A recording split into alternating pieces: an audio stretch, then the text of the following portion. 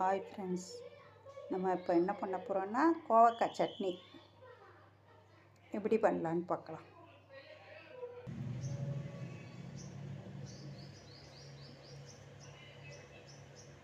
இப்போது நம்ம கடாயை வச்சுக்கலாம்.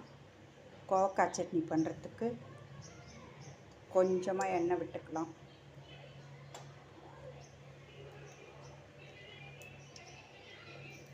கொஞ்சம் துவரம்பருப்பு போட்டுக்கலாம். கொஞ்சம் உளுத்தம்பருப்பு போட்டுக்கலாம்.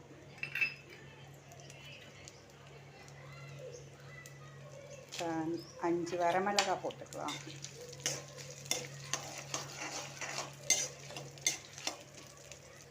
இப்போ பருப்பெல்லாம் வறுபட்டுட்டு எடுத்துக்கலாம். இப்போ நறுக்கி வச்ச கோவக்காயை போட்டுக்கலாம். இப்படி பொடிச்சு பொடிசாக நறுக்கி வச்சு அதை வதக்கிக்கணும் நல்லா. இப்போ நல்லா வதக்கியாச்சு. மிக்சியில் போட்டுக்கலாம்.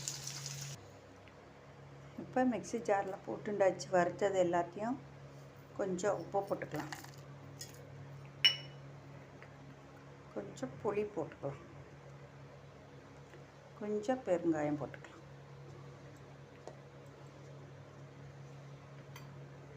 இப்போ அரைச்சிட்டு காட்டேன். இப்போது நம்ம கோவக்காய் சட்னி ரெடி ஆகிடுது.